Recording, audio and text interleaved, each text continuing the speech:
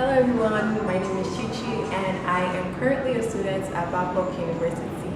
I am studying English education, and for one of our courses they asked us to make a flip video about vices in our society, and the vice I chose is early childhood education, and through this video I'm going to explain exactly what I mean by that. I hope you enjoy. Thank you. So to start off, the topic that I chose once again is early childhood education as a vice in society, and I just really hope to make my point clear through this video and why I chose the topic. Now, to make a quick disclaimer, there's facts and there are pictures that I've used in this video, and I'm going to make a reference to everything at the end of the video in case you need more information and etc. And the compilation of this work is strictly based on my personal opinion, experiences, and research.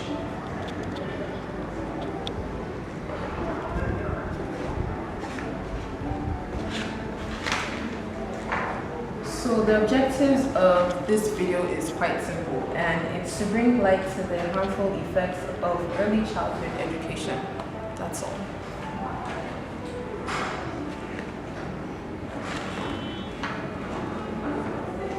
So the question: formal education is very crucial to today's society. So how can sending one's child to school become a vice?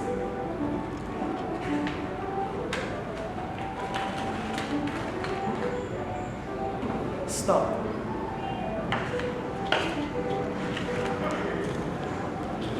Before jumping into conclusions, allow me to explain.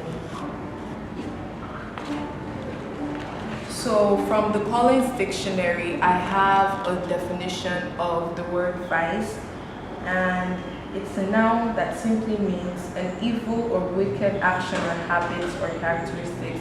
And then some synonyms for the words include shortcoming, weakness, flaw, corruption, imperfection. So these are just some synonyms of the word vice.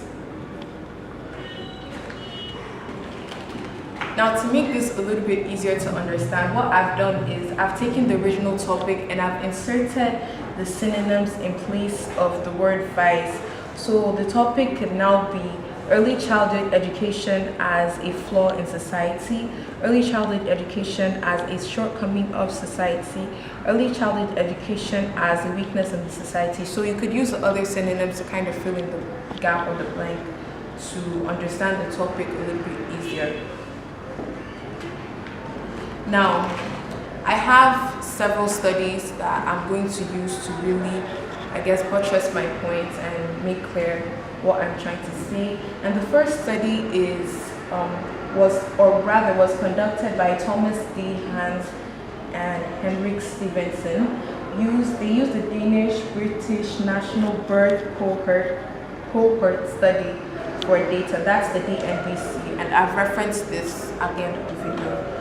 So the study was simple, and they collected response from 4,241 parents on the measures of the mental health when their kids were 7 years old, and 35,902 responses when the kids were 11 years old.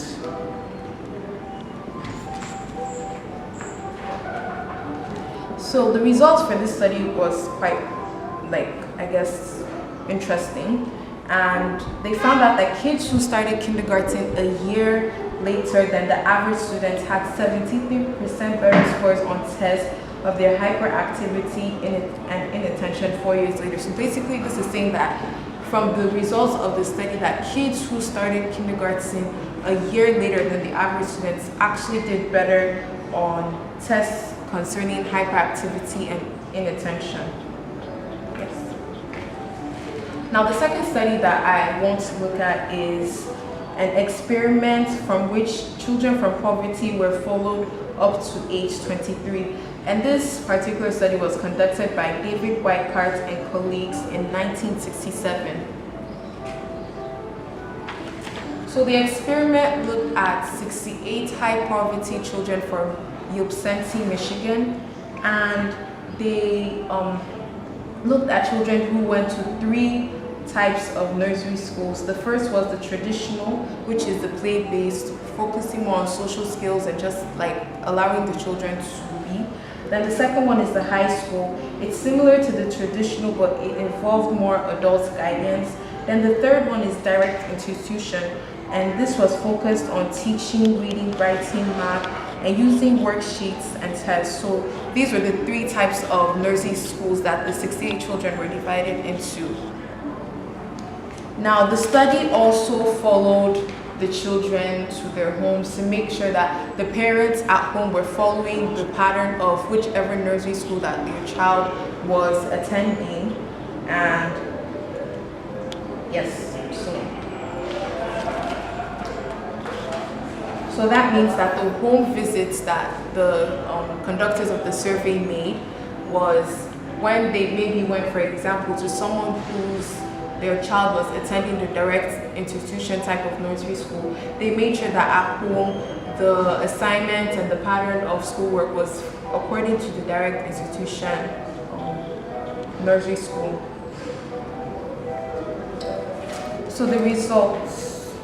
Now the first, I guess, set of results was a follow-up research at 15, and then the second research was followed up at 23 years old. So at first, there was no significant difference among the groups in academic achievements, but there were large significant differences in social and emotional characteristics. So I guess up to age 15, there was no significant difference in maybe their academic achievements and gains and whatnot, but there was a large difference in their emotional characteristics, their social characteristics, how well they were able to relate with other kids and other teenagers and so on and so forth that were their age.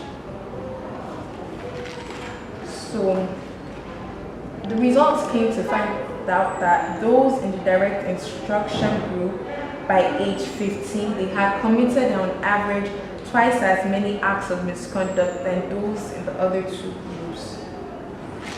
And so it followed since the beginning of the research was to follow the kids up to age 23. At age 23, they found out that those in the direct instruction or institution group were more likely to show evidence of emotional impairments, were less likely to be married and living with their spouse, were more likely to have committed a crime.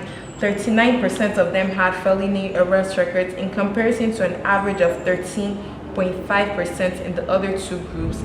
19% of them had been cited for assault with dangerous weapon compared to the 0% in the other two groups. So by age 23, those in the direct instruction group had all these characteristics, and they had more instances of friction with people, and socially and I guess otherwise they weren't really that good. So the last study I want to look on, which is not really a study but an example rather, is Finland. And in Finland, it's not rare for kids to begin formal schooling at the age of 8, and majority of their childhood is spent either at home or in a form of pre-kindergarten, where the biggest emphasis is on playtime and developing social skills, and they're not too focused on traditional subjects until the kids are a bit older. Now, students in Finland are some of the top performing nations in the annual PISA educational ranking. And according to survey and research, Finland actually has or is among one of the best educational systems in the world today. So the truth about early academic training is that at first it produces somewhat of a high academic achievement. You see the kids doing very well on tests, on their ABCs, on this and that. But then as they go on, they tend to lack in their social and emotional characteristics and other areas that make up a complete human being. So perhaps more tragic than the lack of long-term academic advantage of early academic instruction is evidence that such instruction can produce long-term harm, especially in the realms of emotional and social developments. So what does all this mean? To narrow it down, let's focus on Nigeria.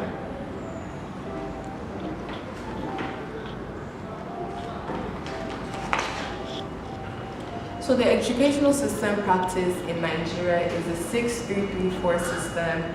That's 6 years for primary school, 3 years for junior secondary school, 3 years for senior secondary school, and then 4 years for university.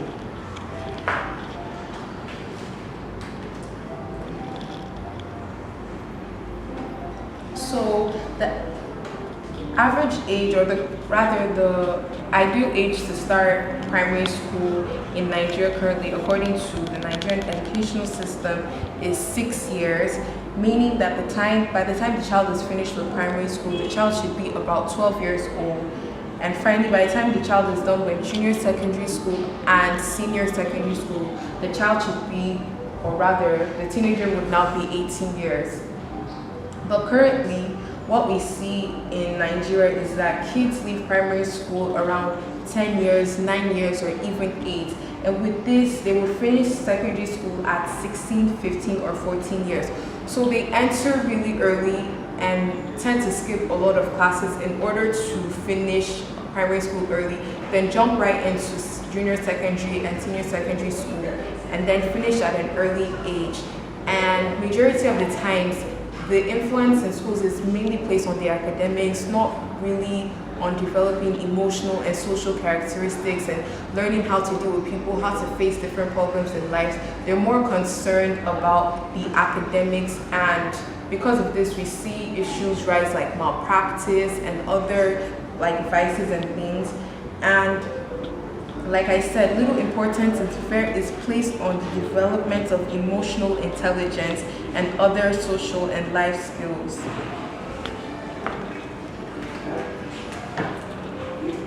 In Nigeria, children can be seen attending pre-primary school on or before age 3, and the emphasis is usually placed on traditional subjects.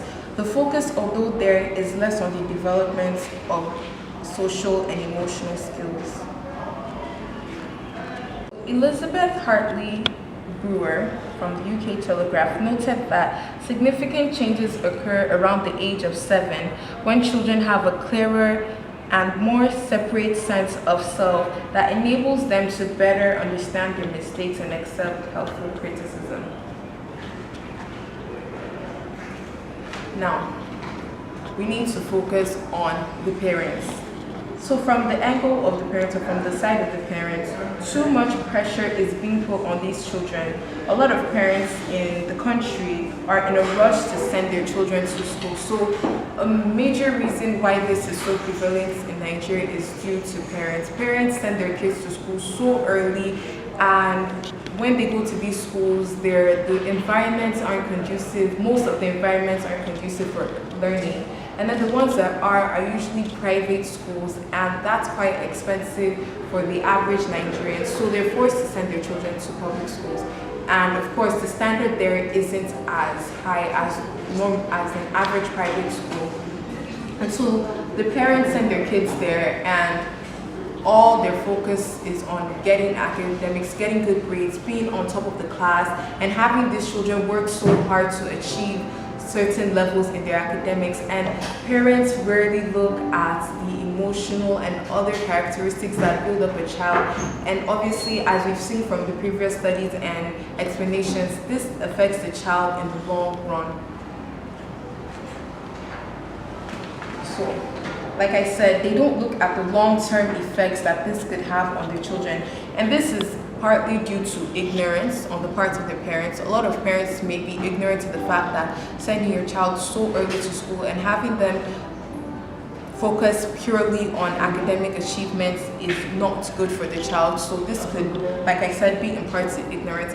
And another reason is economic reason, like I slightly explained earlier, in the sense that to go to a good school in the country, it costs a lot of money, and a lot of parents can't afford that. So they have to send their children to substandard schools, and this obviously affects the way the child grows and etc.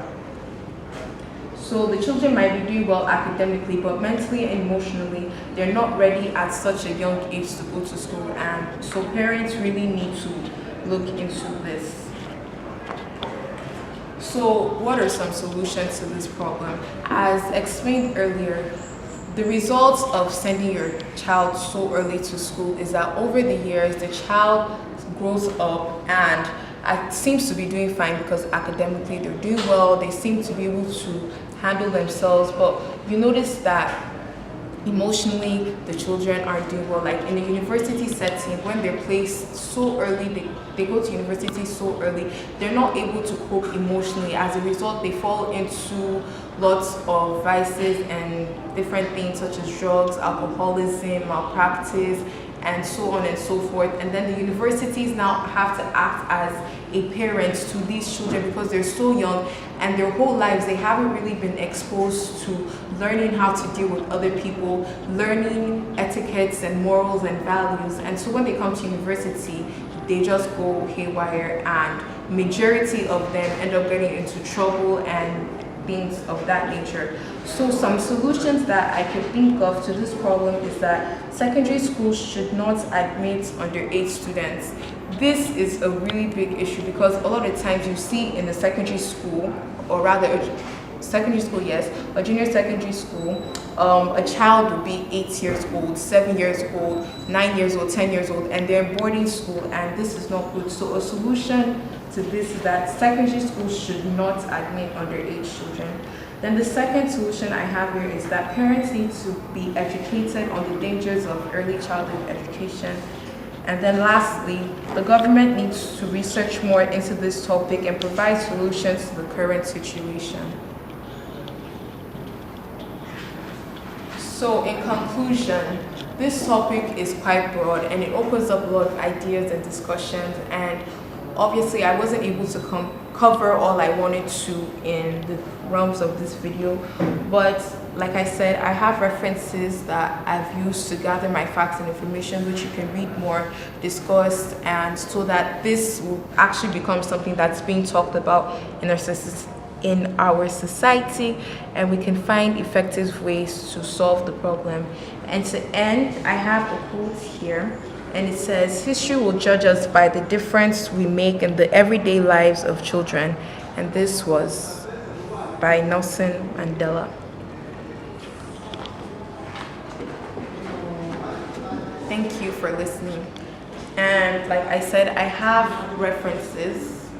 They're quite small, but where I got my pictures from, some of the facts from Business Insider Today. I got a majority of my facts from Psychology Today.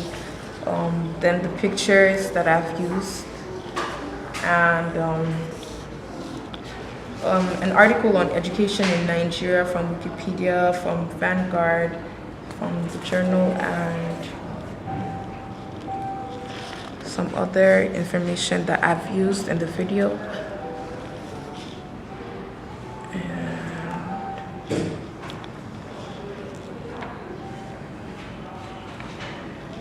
So thank you for listening.